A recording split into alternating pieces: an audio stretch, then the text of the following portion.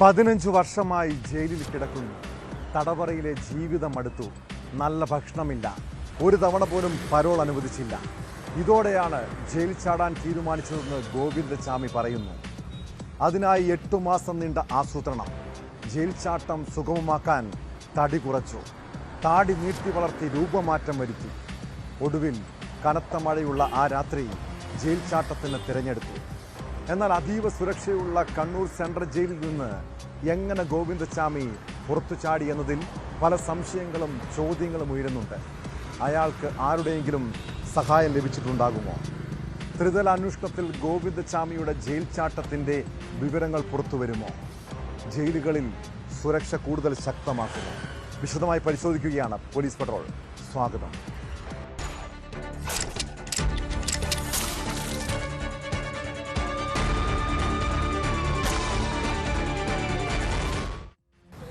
കൊലയാളികളെയും പീഡനക്കേസ് പ്രതികളെയും കൊടും കുറ്റവാളികളെയും പാർപ്പിച്ചിട്ടുള്ള Kannur central jail. തടവ് പുള്ളികൾക്ക് എല്ലാ സൗകര്യവും ലഭിക്കുന്ന ഇടം. കഞ്ചാവും മറ്റ് ലഹരി വസ്തുക്കളും ഫോണും സുലഭം. പണം നൽകിയാൽ ഇതെത്തിച്ചു നൽകാൻ ആളുകളുമുണ്ട്. തടവ് ചാടിയ ഗോവിന്ദചാമിയാണ് ജയിലിനുള്ളിൽ നടക്കുന്ന നിയമവിരുദ്ധ പ്രവർത്തനങ്ങളെക്കുറിച്ച് വെളിപ്പെടുത്തിയത്. ഗോവിന്ദചാമി ജയിലിൽ മൊബൈൽ ഉപയോഗിച്ചെന്ന് റിമാൻഡ് റിപ്പോർട്ടിൽ പറയുന്നു. ഇതിന്റെ അടിസ്ഥാനത്തിൽ സഹതടവുകാരെ പോലീസ് ചോദ്യം ചെയ്യും. ജയിൽ ചാട്ടത്തിൽ ഗോവിന്ദചാമിക്കെതിരെ കൂടുതൽ വകുപ്പുകൾ ചുമത്തിയിട്ടുണ്ട്. കണ്ണൂർ സെൻട്രൽ ജയിലിന്റെ അതീവ സുരക്ഷാ ബ്ലോക്കുകളിൽ ജീവനക്കാരെ നിയമിക്കുന്നതിൽ ജാഗ്രത കുറവുണ്ടായെന്നാണ് കണ്ടെത്തൽ.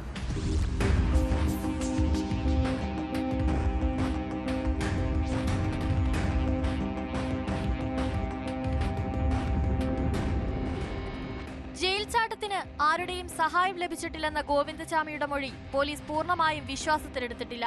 ഒരു സഹതടവുകാരന് മാത്രമേ ജയിൽ ചാട്ടത്തെക്കുറിച്ച് അറിയാമായിരുന്നുള്ളൂവെന്നും തമിഴ്നാട്ടിലേക്ക് കടക്കാനായിരുന്നു പദ്ധതിയെന്നുമാണ് മൊഴി. ജയിൽ ചാട്ടത്തിന് 4ഓളം സഹതടവുകാരുടെ സഹായം ലഭിച്ചിട്ടുണ്ടെന്നാണ് അന്വേഷണത്തിലെ വിലയിരുത്തൽ. ഇതിന്റെ അടിസ്ഥാനത്തിൽ സഹതടവുകാരെ ചോദ്യം ചെയ്യും. അതിനിടെ കണ്ണൂർ സെൻട്രൽ ജയിലിൽ തടവു പുള്ളികൾക്ക് എല്ലാ സൗകര്യവും ലഭിക്കുമെന്ന് ഗോവിന്ദചാമി വെളിപ്പെടുത്തി. കഞ്ചാവും മറ്റ് ലഹരി വസ്തുക്കളും സുലഭമാണ്. ഇതെത്തിച്ചു നൽകുന്നതിന് ആളുകളുമുണ്ട്. മൊബൈൽ ഉപയോഗിക്കാനും ജയിലിൽ സൗകര്യമുണ്ടെന്നും ഗോവിന്ദചാമി പോലീസിന് മൊഴി നൽകി. കണ്ണൂരിൽ തടവുകാർക്ക് യഥേഷ്ടം ലഹരി വസ്തുക്കൾ ലഭിക്കുന്നുണ്ടെന്ന വിവരം നേരത്തെ തന്നെ പുറത്തു വന്നതാണ്. ഇക്കാര്യം സ്ഥിരീകരിക്കുന്നതാണ് ഗോവിന്ദചാമിയുടെ മൊഴി. എല്ലാത്തിനും പണം നൽകണമെന്നും ഗോവിന്ദചാമി പോലീസിനോട് വെളിപ്പെടുത്തി.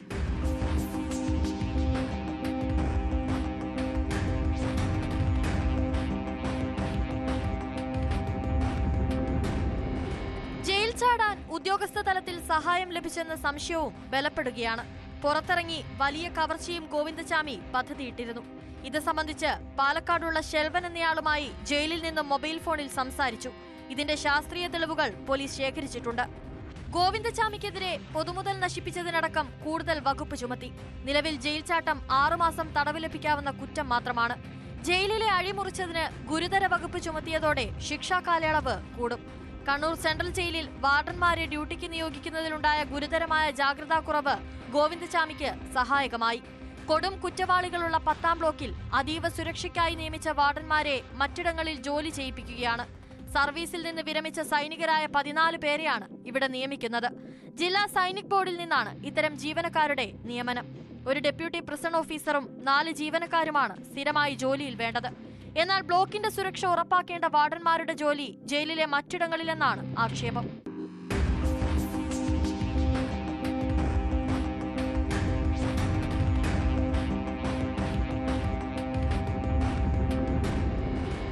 ന്യൂസ് 18 കാസർഗോഡ്.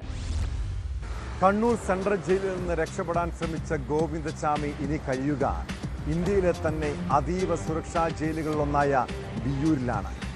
ഇവിടെ ഏകാന്ത സെല്ലിലാണ് ഗോവിന്ദചാമിയെ പാർപ്പിക്കുക. സെല്ലിലുള്ളവർക്ക് പരസ്പരം കാണാനോ സംസാരിക്കാനോ പറ്റില്ല. ഭക്ഷണം കഴിക്കാൻ പോലും പുറത്തേക്കിറങ്ങാൻ സാധിക്കില്ല. ഫാനും കട്ടിലും CCTV നിരീക്ഷണവുമുണ്ട്. കൊടും കുറ്റവാളികളായ 125 പേരാണ് വിയ്യൂരിൽ ഇപ്പോഴുള്ളത്. തടവുകാരെ പാർപ്പിക്കാൻ 4 ബ്ലോക്കുകളിലായി 44 സെല്ലുകളുണ്ട്. ഗോവിന്ദചാമിയെ രാവിലെ 7:15 കണ്ണൂരിൽ നിന്ന് വിയ്യൂർ ജയിലിലേക്ക് എത്തിച്ചത്.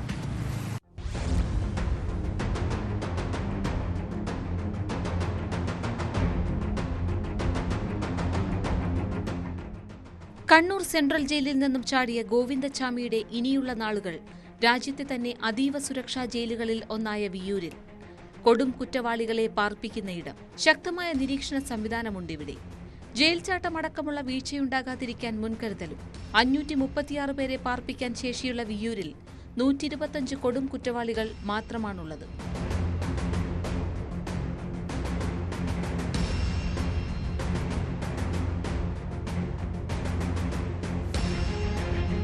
(4.2 മീറ്ററാണ് സെല്ലിന്റെ ഉയരം. ഫാനും കട്ടിലും CCTV നിരീക്ഷണവുമുണ്ട്. സെല്ലിലുള്ളവർക്ക് പരസ്പരം കാണാനോ സംസാരിക്കാനോ കഴിയില്ല. ഭക്ഷണം സെല്ലിലെത്തിക്കും. 6 മീറ്റർ ഉയരത്തിൽ 700 മീറ്റർ ചുറ്റളവിലാണ് ചുറ്റുമതിലുള്ളത്. മതിലിൽ നിന്നും 50 മീറ്റർ അകലെയാണ് ജയിൽ കെട്ടിടം. കോടതി നടപടികൾക്ക് പോലും പുറത്തിറങ്ങാതിരിക്കാൻ വീഡിയോ കോൺഫറൻസിംഗ് സംവിധാനത്തിലൂടെ വിയ്യൂരിൽ വിചാരണ നടത്താം. ടെലിമെഡിസിൻ സംവിധാനവുമുണ്ട്. 250ഓളം CCTVകളാണ് ഇവിടെ നിരീക്ഷണത്തിനുള്ളത്.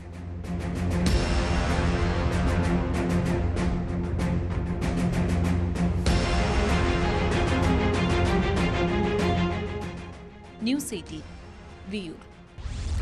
കണ്ണൂർ സെൻട്രൽ ജയിലിൽ നിന്ന് രക്ഷപ്പെടാൻ ഗോവിന്ദച്ചാമിക്ക് ആരുടെയൊക്കെ സഹായം ലഭിച്ചു കാണും.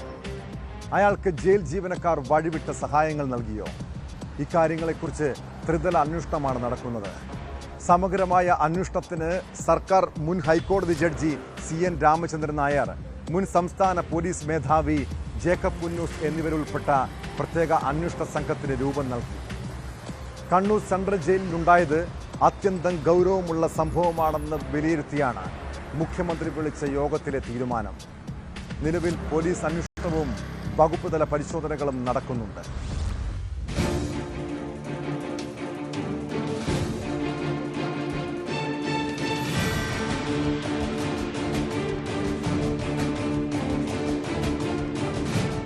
ഗോവിന്ദച്ചാമിയുടെ ജയിൽ ചാട്ടത്തിൽ ത്രിതല അന്വേഷണമാണ് നടക്കുക. പോലീസ് അന്വേഷണത്തിനും വകുപ്പുതല അന്വേഷണത്തിനും പുറമെയാണ് പ്രത്യേക സംഘം. 3 മാസത്തിനകം സംസ്ഥാനത്തെ പ്രധാനപ്പെട്ട 4 ജയിലുകളിലും വൈദ്യുതി ഫെൻസിംഗ് പൂർണ്ണതോതിൽ പ്രവർത്തനക്ഷമമാക്കും. സൂക്ഷ്മതലത്തിൽ ദൃശ്യങ്ങൾ പകർത്താൻ കഴിയുന്ന ഇന്റലിജന്റ് CCTV 4 പ്രധാന ജയിലുകളിൽ സ്ഥാപിക്കും. ഒരിടത്ത് 5 വർഷം പൂർത്തിയാക്കിയ ജീവനക്കാരെ മറ്റിടങ്ങളിലേക്ക് മാറ്റും. ജയിലിനകത്ത് ഇന്റലിജൻസ് പ്രവർത്തനങ്ങൾ ശക്തിപ്പെടുത്തും. ശിക്ഷിക്കപ്പെട്ട കൊടും ക്രിമിനലുകൾക്ക് അന്തർ സംസ്ഥാന ജയിൽ മാറ്റം ആലോചിക്കുമെന്നും സർക്കാർ വ്യക്തമാക്കി. മുഖ്യമന്ത്രിയുടെ നേതൃത്വത്തിൽ ചേർന്ന ഉന്നതതല യോഗമാണ് മുൻ ഹൈക്കോടതി ജഡ്ജി CN രാമചന്ദ്രൻ നായർ, മുൻ സംസ്ഥാന പോലീസ് മേധാവി ജേക്കബ് പുന്നൂസ് എന്നിവർ ഉൾപ്പെട്ട പ്രത്യേക അന്വേഷണ സംഘത്തിന് രൂപം നൽകിയത്. ജയിലുകളിലെ വീഡിയോ കോൺഫറൻസിംഗ് സംവിധാനം ശക്തിപ്പെടുത്താനും പുതിയ ഒരു സെൻട്രൽ ജയിൽ ആരംഭിക്കാനും യോഗം തീരുമാനിച്ചു.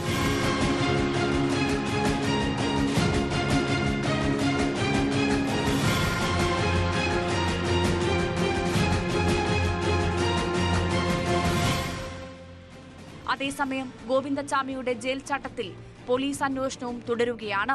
കണ്ണൂർ ടൗൺ SHO ശ്രീജിത്ത് കൊടേരിയുടെ നേതൃത്വത്തിലുള്ള സംഘം ജയിലിലെത്തി മഹസർ തയ്യാറാക്കി. കൂടുതൽ തെളിവുകളും ശേഖരിച്ചു. ചോദ്യം ചെയ്യലിൽ ഗോവിന്ദച്ചാമി പറഞ്ഞ കാര്യങ്ങൾ പൂർണ്ണമായും പോലീസ് വിശ്വാസത്തിലെടുത്തിട്ടില്ല. ജയിൽ വകുപ്പ് നടത്തുന്ന അന്വേഷണവും പുരോഗമിക്കുകയാണ്. ഉത്തരമേഖല ജയിൽ DIG V ജയകുമാർ നടത്തിയ അന്വേഷണത്തിന്റെ പ്രാഥമിക റിപ്പോർട്ട് സമർപ്പിച്ചു. ജയിൽ ഉദ്യോഗസ്ഥർക്ക് വീഴ്ചയുണ്ടായെന്നാണ് പ്രാഥമിക അന്വേഷണത്തിലെ കണ്ടെത്തൽ.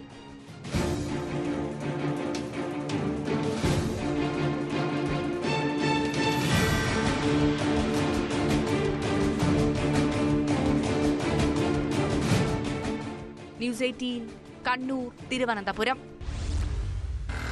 ഒറ്റക്കയ്യനായ ഗോവിന്ദച്ചാമിക്ക് ഒരു പെൺകുട്ടിയെ ബലപ്രയോഗത്തിലൂടെ കീഴ്പ്പെടുത്താൻ കഴിയുമോ? ഒരാളെ കൊലപ്പെടുത്താൻ സാധിക്കുമോ? സൗമ്യ വധക്കേസിൽ പ്രതിയുടെ അപ്പീൽ പരിഗണിക്കുമ്പോൾ സുപ്രീം കോടതി പോലും ഈ സംശയം ഉന്നയിച്ചതാണ്. എന്നാൽ 7 മീറ്റർ ഉയരമുള്ള ജയിലിലെ മതിൽ ചാടിയെങ്കിൽ ഈ ഒറ്റക്കയ്യന് എത്ര നീചമായ ക്രൂരകൃത്യവും ചെയ്യാൻ സാധിക്കും? 2 കൈകളുള്ള ആളുകൾ ചെയ്യുന്നതെന്തും ഗോവിന്ദച്ചാമിക്ക് ഒരു കൈ കൊണ്ട് ചെയ്യാൻ ശേഷിയുണ്ടെന്ന് ഫോറൻസിക് സർജനും മഞ്ചേരി മെഡിക്കൽ കോളേജിലെ ഫോറൻസിക് വിഭാഗം മേധാവിയുമായ ഡോക്ടർ ഹിതേഷ് ശങ്കർ പറഞ്ഞു. സൗമ്യ വധക്കേസിൽ ഗോവിന്ദച്ചാമിക്കെതിരെ ഹിതേഷ് ശങ്കർ നൽകിയ പരിശോധനാ റിപ്പോർട്ടും മൊഴിയുമാണ് ശിക്ഷ ഉറപ്പാക്കിയത്. ഓടിക്കൊണ്ടിരിക്കുന്ന ട്രെയിനിൽ വലിഞ്ഞു കയറുക, അയാൾക്ക് നിഷ്പ്രയാസം അതൊരു കയറിൻ്റെ മുകളിൽ കൂടെ കെട്ടിത്തൂങ്ങി രണ്ട് കൈ കൊണ്ട് ചെയ്യുന്ന നമ്മൾ ചെയ്യുന്ന പ്രവൃത്തി മുഴുവനും ഒറ്റ കൈയോട് ചെയ്യാൻ ഗോവിന്ദസ്വാമിക്ക് സാധിക്കുന്നു.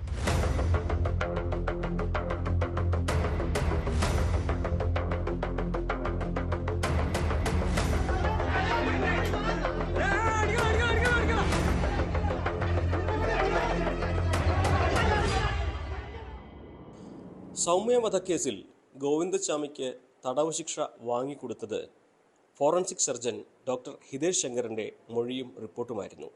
ഇത്തരമൊരു കൃത്യം ചെയ്യാൻ ഗോവിന്ദസ്വാമിക്കാകുമെന്ന് അദ്ദേഹത്തിൻ്റെ വാക്കുകളിലൂടെയും റിപ്പോർട്ടുകളിലൂടെയാണ് കോടതിക്ക് ബോധ്യപ്പെട്ടത്. ഇന്നിപ്പോൾ ഡോക്ടർ ഹിതേഷ് ശങ്കർ നമ്മോടൊപ്പം ചേരുന്നുണ്ട്. ഗോവിന്ദസ്വാമിയുടെ പരിശോധനയുമായി ബന്ധപ്പെട്ട് ഏറ്റവും കൂടുതൽ കോടതിയിൽ പ്രതിഭാഗം ഉന്നയിക്കാൻ സാധ്യതയുള്ള 2 ചോദ്യങ്ങളായിരുന്നു.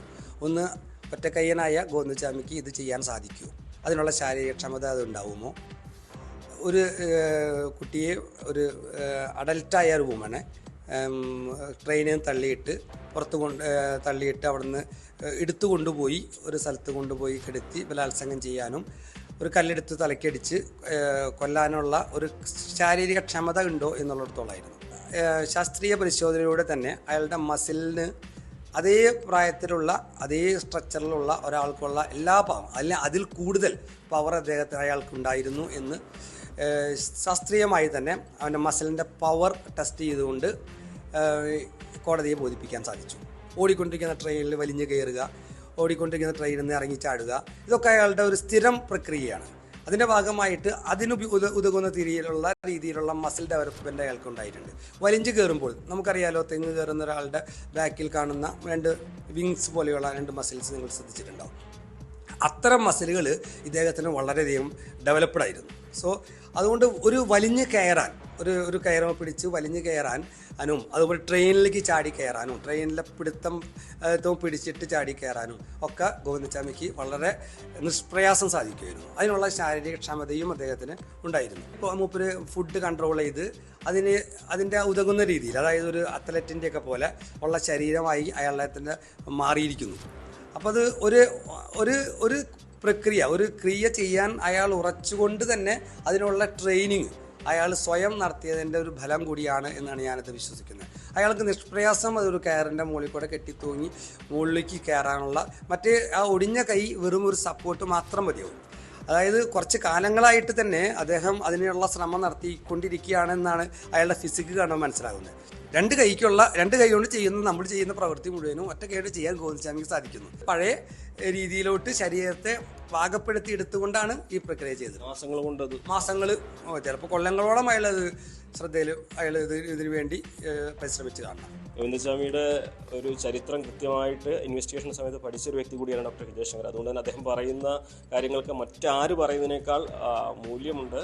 അതുകൊണ്ട് തന്നെ ഗോവിന്ദസ്വാമി ഈ ജയിലിൽ ചാടിയ സംഭവത്തിൽ മറ്റാരെയും സംശയിക്കേണ്ടതില്ല. അയാൾക്ക് ഒറ്റയ്ക്ക് ഇതെല്ലാം ചെയ്യാൻ കഴിയുമെന്ന് കൂടിയാണ് മുൻ അനുഭവങ്ങളുടെ അടിസ്ഥാനത്തിൽ അദ്ദേഹം വ്യക്തമാക്കിയിരിക്കുന്നത്. മഞ്ചേരിയിൽ നിന്നും CB അനുമോദ്, ന്യൂസ് 18.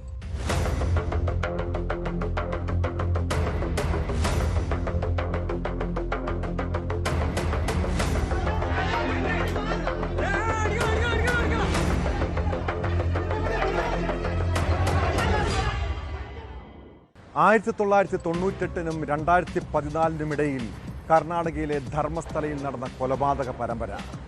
പെൺകുട്ടികളെയും സ്ത്രീകളെയും കൊന്നു കുഴിച്ചു മൂടിയെന്ന വെളിപ്പെടുത്തൽ ആദ്യം ഒരു കെട്ടുകഥ പോലെ തോന്നിയെങ്കിലും മുൻ ശുചീകരണ തൊഴിലാളിയുടെ മൊഴികൾ അതീവ ഗൗരവമുള്ളതാണ്. ധർമ്മസ്ഥലയിൽ കുഴിച്ചുമൂടിയ ആ രഹസ്യങ്ങൾ അന്വേഷിക്കാൻ പ്രത്യേക അന്വേഷണ സംഘം എത്തിയതോടെ കൊലയാളികൾ ഭീതിയിലാണിപ്പോൾ. മുൻ ശുചീകരണ തൊഴിലാളി എന്തൊക്കെയാകും അന്വേഷണ സംഘത്തോട് വെളിപ്പെടുത്തിയത്?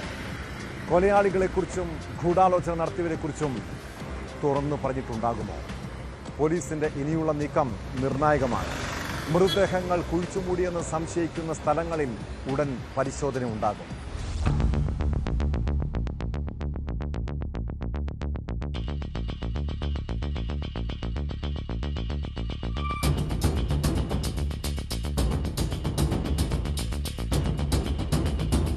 ധർമ്മസ്ഥല കൊലപാതക പരമ്പര കേസിൽ ക്ഷേത്ര പരിസരത്ത് എവിടെയൊക്കെ മൃതദേഹങ്ങൾ കുഴിച്ചിട്ടെന്ന് മുൻ ശുചീകരണ തൊഴിലാളി മൊഴി നൽകി. പ്രത്യേക അന്വേഷണ സംഘത്തിനാണ് ഇയാൾ മൊഴി നൽകിയത്.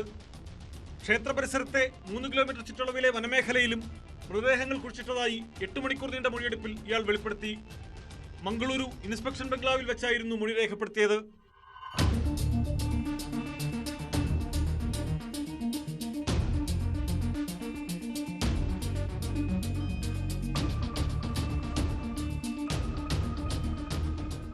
ആയിരത്തി 1998 2014 ഇടയിൽ ധർമ്മസ്ഥലയിൽ ബലാത്സംഗം ചെയ്ത് കൊലപ്പെടുത്തിയ പെൺകുട്ടികളുടെയും സ്ത്രീകളുടെയും മൃതദേഹങ്ങൾ സംസ്കരിക്കാൻ താൻ നിർബന്ധിതനായിരുന്നുവെന്നാണ് ശുചീകരണ തൊഴിലാളി നേരത്തെ പോലീസിനോട് വെളിപ്പെടുത്തിയത്. ഇയാൾ പിന്നീട് കോടതിയിലും രഹസ്യമൊഴി നൽകിയിരുന്നു. പ്രത്യേക അന്വേഷണ സംഘത്തിന് മുമ്പിലും ഇയാൾ മൊഴി ആവർത്തിച്ചു. അന്വേഷണ സംഘത്തിന്റെ ഹെൽപ്പ് ഡെസ്ക് ഓഫീസ് ബെൽത്തങ്ങാടിയിൽ ഉടൻ തുറക്കും. 2003 ധർമ്മസ്ഥലയിൽ വെച്ച് കാണാതായ അനന്യ ഭട്ടിന്റെ തിരോധാന കേസും പ്രത്യേക സംഘം അന്വേഷിക്കും. DGP പ്രണബ് മൊഹന്തിയുടെ നേതൃത്വത്തിലുള്ള സംഘമാണ് ധർമ്മസ്ഥല കേസ് അന്വേഷിക്കുന്നത്.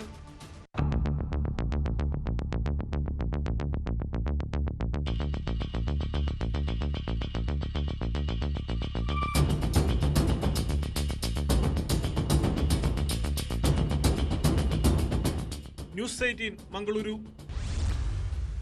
യൂട്യൂബർമാർക്കും സോഷ്യൽ മീഡിയ ഇൻഫ്ലുവൻസർമാർക്കും കൗമാരക്കാർക്കിടയിൽ താരപരിവേഷമാണ്. ഇൻസ്റ്റഗ്രാമിൽ വഷളത്തരം പറയുന്നവർക്കാണ് കൂടുതൽ ആരാധകരുള്ളത്. ഷാലു കിങ് എന്ന മുഹമ്മദ് സാലി ഇൻസ്റ്റഗ്രാമിൽ 5 ലക്ഷത്തോളം ഫോളോവേഴ്സുള്ള ഇൻഫ്ലുവൻസറാണ്. എന്നാൽ ഒട്ടും അനുകരിക്കാൻ കൊള്ളാത്ത സ്വഭാവമാണ് ഇയാൾക്ക്. ഇൻസ്റ്റഗ്രാമും സ്നാപ്ചാറ്റും വഴി പെൺകുട്ടികളുമായി സൗഹൃദത്തിലാകും. ഏതാനും നാളുകൾക്ക് മുൻപ് ഇങ്ങനെ പരിചയപ്പെട്ട ഒരു 14-കാരിയെ മുഹമ്മദ് സാലി ലൈംഗികമായി പീഡിപ്പിച്ചു. രക്ഷിതാക്കളുടെ പരാതിയിൽ കോഴിക്കോട് കൊയിലാണ്ടി പോലീസ് 35-കാരനെ അറസ്റ്റ് ചെയ്തു. 3 കുട്ടികളുടെ അച്ഛനായ പ്രതി കൂടുതൽ പേരെ പീഡിപ്പിച്ചിട്ടുണ്ടോ എന്നും പോലീസ് അന്വേഷിക്കുന്നുണ്ട്.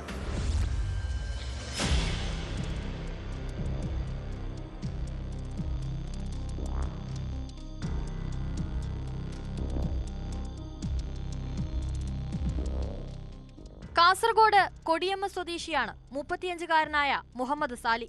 വിദേശത്തു നിന്ന് മടങ്ങി വരുമ്പോൾ മംഗലാപുരം വിമാനത്താവളത്തിൽ നിന്നാണ് കൊയിലാണ്ടി പോലീസ് ഇയാളെ അറസ്റ്റ് ചെയ്തത്. പെൺകുട്ടിയെ പീഡിപ്പിച്ചെന്ന പരാതിയിൽ കേസ് രജിസ്റ്റർ ചെയ്തതോടെ ഇയാൾ വിദേശത്തേക്ക് കടന്നിരുന്നു. പിന്നാലെ കൊയിലാണ്ടി പോലീസ് ലുക്കൌട്ട് നോട്ടീസ് പുറപ്പെടുവിച്ചു. വിദേശത്തു നിന്നും മടങ്ങിയെത്തിയ ഇയാൾ മംഗലാപുരം വിമാനത്താവളത്തിൽ ഇറങ്ങിയപ്പോൾ എമിഗ്രേഷൻ വിഭാഗം തടഞ്ഞുവെച്ചാണ് പോലീസിനെ വിവരമറിയിച്ചത്.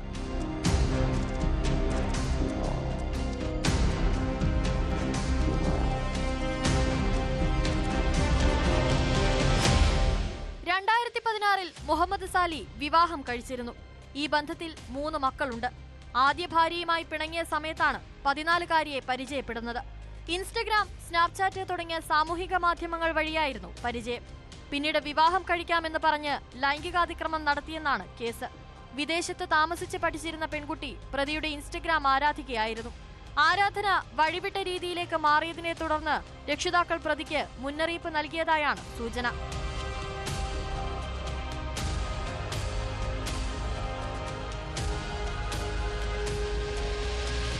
Shalu king media, Shalu king blog, Shalu king family തുടങ്ങിയ പേരിൽ കഴിഞ്ഞ 7 വർഷത്തോളമായി ഇയാൾ സാമൂഹിക മാധ്യമങ്ങളിൽ വീഡിയോ ചെയ്യുന്നുണ്ട്. Koyilandy SHO Sreelal Chandrasekhar, SI RC Biju, Santhosh Lal, KP Girish, ASI Viju Vaniyamkulam, Sreelatha തുടങ്ങിയവരാണ് അന്വേഷണ സംഘത്തിലുണ്ടായിരുന്നത്. പ്രതിയെ വൈദ്യപരിശോധനയ്ക്ക് ശേഷം കോടതിയിൽ ഹാജരാക്കും.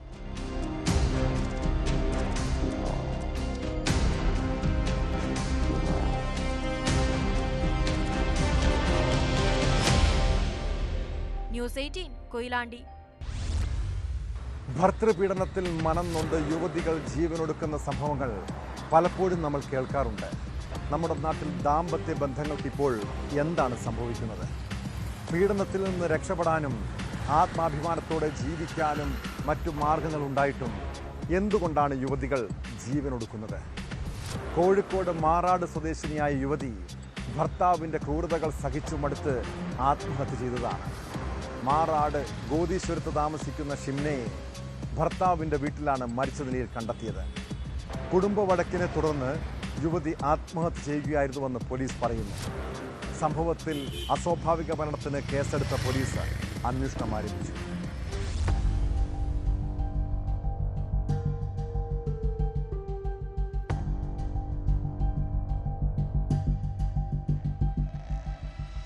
ഗോദീശ്വരം സ്വദേശി 31 വയസ്സുള്ള ഷിംനയാണ് മരിച്ചത്. വെള്ളിയാഴ്ച രാത്രി 8:30യോടെയാണ് യുവതിയെ ഭർത്തൃവീട്ടിലെ കിടപ്പുമുറിയിൽ തൂങ്ങിയ നിലയിൽ കണ്ടെത്തുന്നത്. ഉടൻ തന്നെ കോഴിക്കോട് മെഡിക്കൽ കോളേജ് ആശുപത്രിയിൽ എത്തിച്ചെങ്കിലും ജീവൻ രക്ഷിക്കാനായില്ല. സംഭവത്തിൽ പോലീസ് അസ്വാഭാവിക മരണത്തിന് കേസെടുത്ത് അന്വേഷണം ആരംഭിച്ചു. കുടുംബ വഴക്കിനെ തുടർന്നാണ് യുവതി ആത്മഹത്യ ചെയ്തതെന്നാണ് പോലീസിന്റെ പ്രാഥമിക നിഗമനം.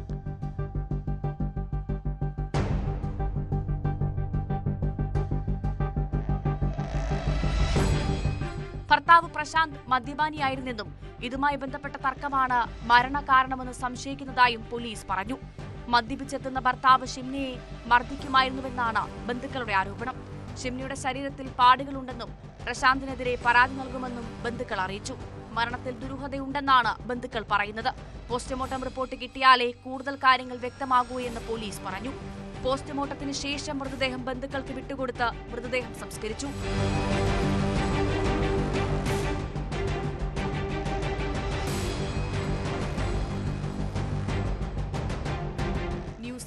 കോഴിക്കോട്.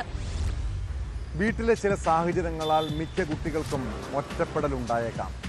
ഇങ്ങനെയുള്ളവരെ ചേർത്ത് നിർത്തേണ്ടത് സമൂഹത്തിന്റെ കൂടി ഉത്തരവാദിത്തമാണ്. വിദ്യാർത്ഥികളുടെ മനസ്സിലെ വിഷമങ്ങൾ തിരിച്ചറിഞ്ഞ് ഇടപെട്ടില്ലെങ്കിൽ അവർ കൈവിട്ടു പോകും. കൊല്ലം കൊട്ടാരക്കരയിൽ 16-കാരി ജീവനൊടുക്കിയതും കല്ലടയാറ്റിൽ ചാടി 9ാം ക്ലാസ്സുകാരൻ ആത്മഹത്യ ചെയ്തതും ആശങ്കപ്പെടുത്തുന്ന സംഭവങ്ങളാണ്. കൊട്ടാരക്കര സ്വദേശിനി അഭിനന്ദനെ തൂങ്ങി മരിച്ചതിൽ കണ്ടെത്തിയ കേസിൽ പോലീസ് അന്വേഷണം ആരംഭിച്ചു. ഉമ്മച്ചിയെയും ബാപ്പച്ചിയെയും നോക്കിക്കൊള്ളണമെന്ന് പറഞ്ഞ് ആത്മഹത്യാക്കുറിപ്പ് എഴുതി വെച്ചാണ് മണ്ണടി സ്വദേശി മുഹമ്മദ് ആസിഫ് ജീവനൊടുക്കിയത്.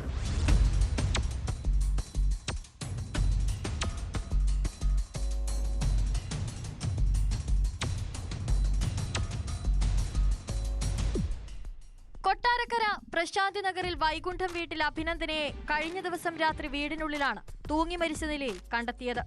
അസുഖബാധിതയായിരുന്ന അമ്മ 1 വർഷം മുൻപ് മരിച്ചത് കുട്ടിയെ മാനസികമായി തളർത്തിയിരുന്നു. അച്ഛൻ ദിലീപ് നൈജീരിയയിലാണ് ജോലി ചെയ്യുന്നത്. സഹോദരി അഭിരാമി പഠനവുമായി ബന്ധപ്പെട്ട് മറ്റൊരിടത്താണ്. അഭിനന്ദന തലവൂർ ദേവിവിലാസം ഹയർ സെക്കൻഡറി സ്കൂളിലെ +1 വിദ്യാർത്ഥിനിയായിരുന്നു. വീടിന് സമീപമുള്ള അമ്മയുടെ സഹോദരിയാണ് രാത്രിയിൽ കൂട്ടിന് കിടക്കുന്നത്. ഇവർ രാത്രി 9:30 എത്തിയപ്പോഴാണ് മൃതദേഹം കണ്ടത്. മൃതദേഹം പാരിപ്പള്ളി മെഡിക്കൽ കോളേജിൽ പോസ്റ്റ്മോർട്ടത്തിന് ശേഷം ബന്ധുക്കൾക്ക് വിട്ടുകൊടുക്കും.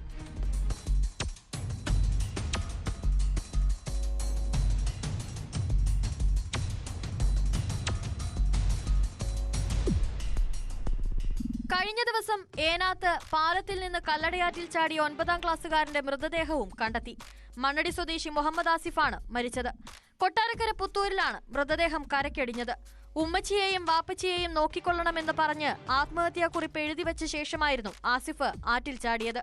ആത്മഹത്യയുടെ കാരണം പോലീസ് അന്വേഷിച്ചു വരികയാണ്. ഏനാത്ത് പാലത്തിൽ നിന്ന് ചാടി ആത്മഹത്യ ചെയ്യുന്നവരുടെ എണ്ണം സമീപകാലത്ത് വർദ്ധിച്ചിട്ടുണ്ട്. പാലം ആത്മഹത്യാ മുനമ്പായി മാറുന്നതായാണ് നാട്ടുകാരുടെ പരാതി.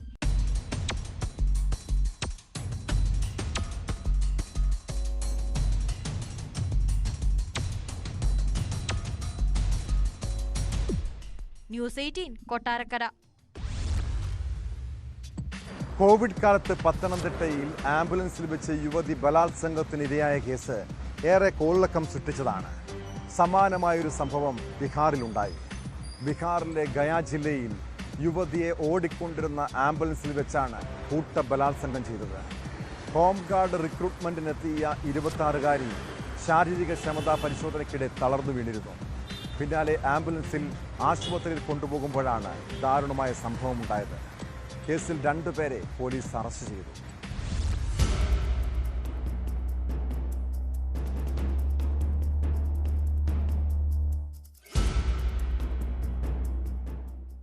ബീഹാറിലെ ഗയ ജില്ലയിൽ വ്യാഴാഴ്ചയായിരുന്നു ഞെട്ടിക്കുന്ന സംഭവം. ഹോംഗാർഡ് റിക്രൂട്ട്മെന്റിനെത്തിയ 26-കാരിയാണ് അതിക്രമത്തിനിരയായത്. ബോധ്ഗയയിലെ ബീഹാർ മിലിറ്ററി പോലീസ് ഗ്രൗണ്ടിലായിരുന്നു ശാരീരിക ക്ഷമതാ പരിശോധന. ഇതിനിടെ യുവതി തളർന്ന് ബോധരഹിതയായി വീണു. ഇതോടെ അധികൃതർ സ്ഥലത്തുണ്ടായിരുന്ന ആംബുലൻസിൽ യുവതിയെ ആശുപത്രിയിലേക്ക് അയച്ചു. യാത്രക്കിടെ ആംബുലൻസിൽ വെച്ച് തന്നെ ചിലർ കൂട്ടബലാത്സംഗത്തിനിരയാക്കിയെന്നാണ് യുവതിയുടെ പരാതി. സംഭവത്തിൽ ആംബുലൻസ് ഡ്രൈവറായ വിനയകുമാർ, ടെക്നീഷ്യൻ അജിത് കുമാർ എന്നിവരെ അറസ്റ്റ് ചെയ്തതായി പോലീസ് അറിയിച്ചു. താൻ അർദ്ധബോധാവസ്ഥയിലായിരുന്നുവെന്നും 3-4 പേർ ഉപദ്രവിച്ചെന്നും യുവതിയുടെ മൊഴിയിലുണ്ട്. ബോധ്ഗയ പോലീസാണ് ആദ്യം കേസെടുത്തത്. പിന്നീട് പ്രത്യേക അന്വേഷണ സംഘത്തിന് കേസ് കൈമാറിയിരുന്നു. സംഭവത്തിൽ കൂടുതൽ അന്വേഷണം നടത്തി വരുന്നതായി പോലീസ് അറിയിച്ചു.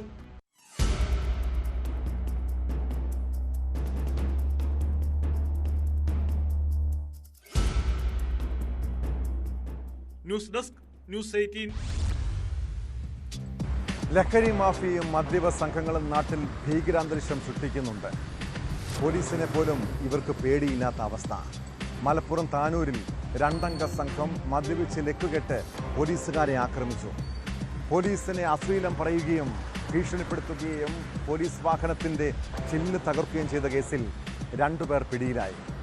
വട്ടത്താണി സ്വദേശികളായ നന്മിഷ്, അൻഷാദ് എന്നിവരെയാണ് അറസ്റ്റ് ചെയ്തത്. ഹെൽമറ്റും മറ്റു വസ്തുക്കളും ഉപയോഗിച്ചായിരുന്നു പോലീസിന് നേരെയുള്ള ആക്രമണം.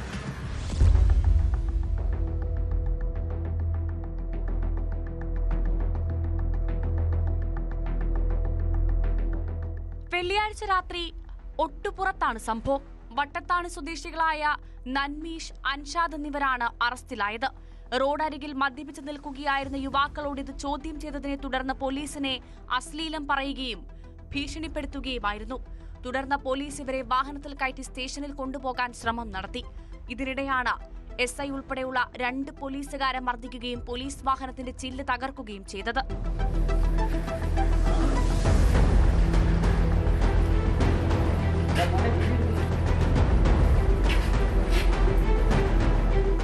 പോലീസ് വാഹനത്തിലുണ്ടായിരുന്ന ഹെൽമറ്റും മറ്റു വസ്തുക്കളും പ്രതികൾ തകർത്തുവെന്നും താനൂർ പോലീസ് പറഞ്ഞു.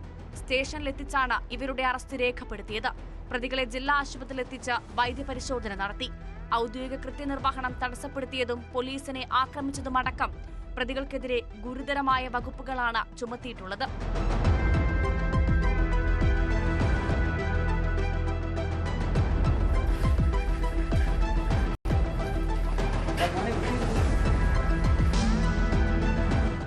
ന്യൂസ് 18 തിരൂർ. മഴ വീണ്ടും കനത്തതോടെ സംസ്ഥാനത്തിന്റെ വിവിധ ഭാഗങ്ങളിൽ മോഷണവും വർദ്ധിച്ചിട്ടുണ്ട്. കൊല്ലം നിലമേൽ കുരിയോട് ടൗൺ ജുമാ മസ്ജിദിലെ കാണിക്ക വഞ്ചി കുത്തിപ്പൊളിച്ച് മോഷണം നടത്തി. പാലക്കാട് മണ്ണാർക്കാട് റൂറൽ സർവീസ് സഹകരണ ബാങ്കിന്റെ കീഴിലുള്ള നീതി മെഡിക്കൽ സ്റ്റോറിലും മോഷണശ്രമമുണ്ടായി. 2ഇടത്തും പ്രതികൾക്കായി പോലീസ് അന്വേഷണം തുടങ്ങിയിട്ടുണ്ട്. CCTV ദൃശ്യങ്ങൾ കേന്ദ്രീകരിച്ചാണ് കള്ളന്മാർക്ക് വേണ്ടിയുള്ള തിരച്ചിൽ.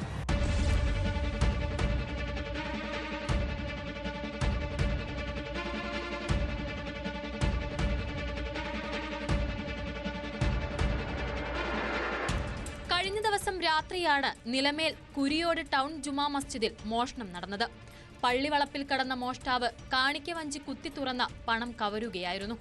രാത്രി 1 മണിയോടുകൂടിയാണ് മോഷണമെന്നാണ് സംശയം. കറുത്ത വസ്ത്രവും മാസ്കും ധരിച്ചെത്തിയ മോഷ്ടാവ് വഞ്ചി കുത്തിപ്പൊളിക്കുന്നതും പണം വാരി സഞ്ചിയിൽ നിറയ്ക്കുന്നതും ദൃശ്യങ്ങളിൽ കാണാം.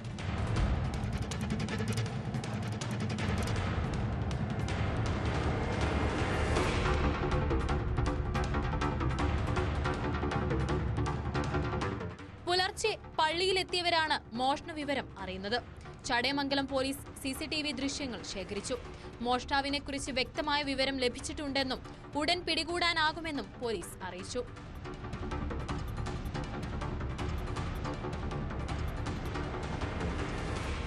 പാലക്കാട് മണ്ണാർക്കാട് റൂറൽ സർവീസ് സഹകരണ ബാങ്കിന്റെ കീഴിലുള്ള നീതി മെഡിക്കൽസിലാണ് മോഷണശ്രമം നടന്നത്.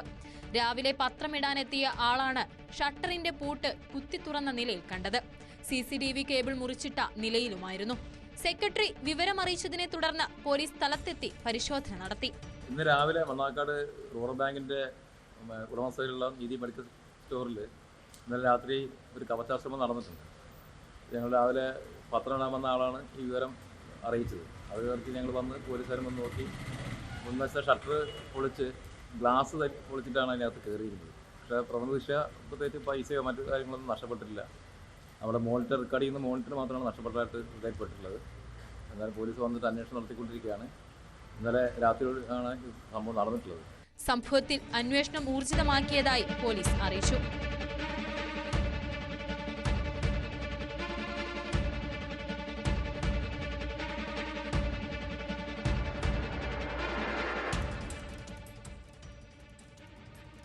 ന്യൂസ് 18 കൊല്ലം, പാലക്കാട്. ഒഡീഷയിൽ നിന്ന് കാറിൽ റോഡ് മാർഗം കഞ്ചാവ് എത്തിക്കും. പിന്നീട് ഇടുക്കി ജില്ലയിലെ വിവിധ ഭാഗങ്ങളിൽ വിൽപ്പന. കോതമംഗലം എരമല്ലൂർ സ്വദേശി അബ്ബാസ് ഹൈറേഞ്ച് മേഖലയിലെ പ്രധാന ലഹരി ഇടപാടുകാരനാണ്. അടിമാലി നർക്കോട്ടിക് എൻഫോഴ്സ്മെന്റ് സ്ക്വാഡിന്റെ പരിശോധനയിൽ അബ്ബാസിൽ നിന്ന് 6 കിലോയിലധികം കഞ്ചാവ് പിടിച്ചെടുത്തു. കഞ്ചാവ് കടത്തിക്കൊണ്ടുവരാൻ ഉപയോഗിച്ച സ്വിഫ്റ്റ് കാറും കസ്റ്റഡിയിലെടുത്തിട്ടുണ്ട്.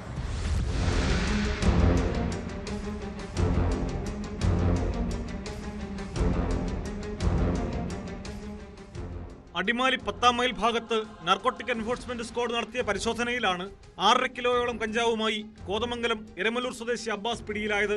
കഞ്ചാവ് കടത്തിക്കൊണ്ടുവരാൻ ഉപയോഗിച്ച സ്വിഫ്റ്റ് കാറും നാർക്കോട്ടിക് സംഘം പിടിച്ചെടുത്തു.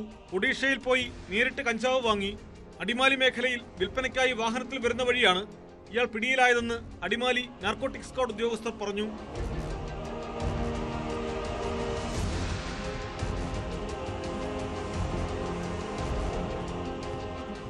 Excise inspector Rahul Sasi, assistant excise inspector Dileepan K, Viju Mathew, preventive officer Nelson Mathew എന്നിവരുൾപ്പെട്ട സംഘമാണ് പ്രതിയെ പിടികൂടിയത്. കോടതിയിൽ ഹാജരാക്കിയ പ്രതിയെ റിമാൻഡ് ചെയ്തു. ന്യൂസ് 18 ഇടുക്കി.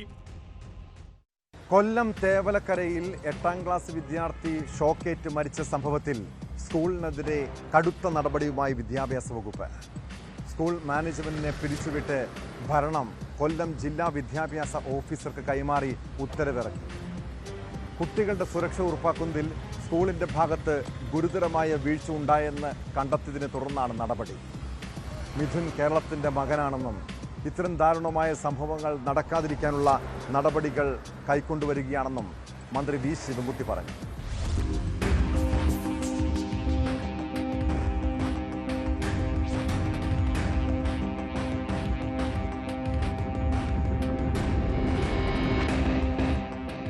ക്ലാസ് റൂമിന് സമീപത്തെ സൈക്കിൾ ഷെഡിന് മുകളിൽ വീണ ചെരുപ്പെടുക്കാൻ കയറിയപ്പോഴായിരുന്നു മിഥുൻ എന്ന 13-കാരന് ഷോക്കേറ്റ് ജീവൻ നഷ്ടപ്പെട്ടത്. കുട്ടികളുടെ സുരക്ഷ ഉറപ്പാക്കുന്നതിൽ ഗുരുതരമായ കൃത്യവിലോപം നടന്നതായി വിദ്യാഭ്യാസ വകുപ്പ് നടത്തിയ അന്വേഷണത്തിൽ കണ്ടെത്തി. ഇതിന്റെ അടിസ്ഥാനത്തിലാണ് കടുത്ത നടപടികൾ വിദ്യാഭ്യാസ വകുപ്പ് കൈക്കൊണ്ടത്. തേവലക്കര സ്കൂളിലെ അപകടവുമായി ബന്ധപ്പെട്ട് ഇത്തരത്തിൽ ഗുരുതരമായ വീഴ്ചകൾ ഉണ്ടായിട്ടുള്ളതായി പൊതുവിദ്യാഭ്യാസ ഡയറക്ടർ റിപ്പോർട്ടിൽ ചൂണ്ടിക്കാണിച്ചിട്ടുണ്ട്. സ്കൂളിന്റെ മാനേജറും CPM മൈനാഗപ്പള്ളി കിഴക്ക് ലോക്കൽ കമ്മിറ്റി സെക്രട്ടറിയുമായ G തുളസീധരൻ പിള്ള നൽകിയ വിശദീകരണം തള്ളിക്കൊണ്ടാണ് വിദ്യാഭ്യാസ വകുപ്പിന്റെ നടപടി. സ്കൂൾ മാനേജ്മെന്റിന്റെ 11-അംഗ ജനകീയ സമിതിയിൽ എല്ലാവരും CPM പ്രാദേശിക നേതാക്കളും പ്രവർത്തകരുമാണ്. ഈ സമിതിയെയാണ് ഇപ്പോൾ പിരിച്ചുവിട്ടിരിക്കുന്നത്. KER ചാപ്റ്റർ 3(9) പ്രകാരം ഉള്ള കടമകൾ നിർവഹിക്കാത്തത് കൊണ്ട് 7 പ്രകാരം മാനേജർ നടപടിക്ക് അർഹനാണ്. ഈ പശ്ചാത്തലത്തിൽ പൊതുവിദ്യാഭ്യാസ വകുപ്പ് തേവലക്കര ബോയ്സ് ഹൈസ്കൂളിലെ മാനേജ്മെന്റിനെ പിരിച്ചുവിട്ട് സ്കൂളിന്റെ ഭരണം കൊല്ലം വിദ്യാഭ്യാസ ജില്ലാ ഓഫീസർക്ക് കൈമാറിക്കൊണ്ട് പൊതുവിദ്യാഭ്യാസ ഡയറക്ടർ ഉത്തരവ് ഇറക്കും. അതേസമയം സർക്കാർ നടപടിയെ സ്വാഗതം ചെയ്യുന്നുവെന്ന് മാനേജർ R തുളസീധരൻ പിള്ള വ്യക്തമാക്കി. ഞാൻ ആ നടപടിയെ പൂർണ്ണമായിട്ടും സ്വാഗതം ചെയ്യുകയാണ്. ഞാനും മാനേജ്മെന്റ് കമ്മിറ്റിയും. പിന്നെ ഇത്തരം ഒരു സാഹചര്യത്തിൽ ഒരു സർക്കാരിനെ സംബന്ധിച്ച് എടുക്കുന്ന തീരുമാനം ഉചിതമാണ് എന്ന നിലയ്ക്കാണ്. ഞാൻ സർക്കാരിനെ വെല്ലുവിളിക്കാനൊന്നും ഞങ്ങളാരും ഉദ്ദേശിക്കുന്നില്ല.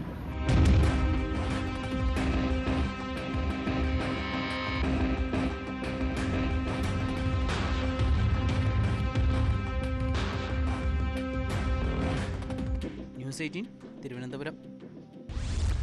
മാതാപിതാക്കളുടെ ഇപ്പോഴത്തെ ഏറ്റവും വലിയ ആശങ്ക മക്കളെക്കുറിച്ചായിരിക്കും അല്ലേ? അവരെ എങ്ങനെ വളർത്തണമെന്ന ചിന്ത, കുട്ടികൾ വഴിതെറ്റിപ്പോകുമോ എന്ന ഭയം, മക്കളുടെ ഭാവിയെക്കുറിച്ചുള്ള ആകുലത. ഇക്കാലത്ത് ഗുഡ് പാരന്റിങ്ങിനെ കുറിച്ച് സമൂഹ മാധ്യമങ്ങളിൽ വരുന്ന വീഡിയോകൾ കണ്ട് പലരും പല പരീക്ഷണങ്ങളും നടത്തും. കുട്ടികളെ വഴക്കു പറയരുത്, അവരുടെ മനസ്സിന് മുറിവേൽക്കരുത്, അച്ഛനമ്മമാർ കൂട്ടുകാരെ പോലെ ഇടപെടണം, ഇങ്ങനെയൊക്കെ പല ഉപദേശങ്ങളും കേൾക്കാം. കാര്യമൊക്കെ നല്ലതാണ്. എന്നാൽ ഒരു കാര്യം ചോദിക്കട്ടെ, നിങ്ങളിൽ എത്ര പേർ മക്കളുമായി കൂടുതൽ സമയം പങ്കിടാറുണ്ട്, അവരെ കേൾക്കാറുണ്ട്, കുഞ്ഞുങ്ങളെ ഉള്ളു തുറന്ന് സ്നേഹിക്കാറുണ്ട്? കുട്ടികൾ ചോദിക്കുന്നതെല്ലാം വാങ്ങിക്കൊടുക്കുന്നതും വല്ലാതെ ലാളിച്ചു വളർത്തുന്നതുമല്ല സ്നേഹം കേട്ടോ. മക്കളെ കേൾക്കാൻ മാതാപിതാക്കൾ സമയം കണ്ടെത്തിയാൽ, അവരെ മനസ്സിലാക്കാൻ മനസ്സു കാണിച്ചാൽ, അവർ പുറത്ത് ആരുടെയും സ്നേഹം തേടി പോകില്ല, മോശപ്പെട്ട കൂട്ടുകെട്ടും തീരില്ല. ഇത് തിരിച്ചറിഞ്ഞാൽ മതി. ഇതോടെ പോലീസ് കൺട്രോൾ പൂർണ്ണമാവുന്നു. നമസ്കാരം.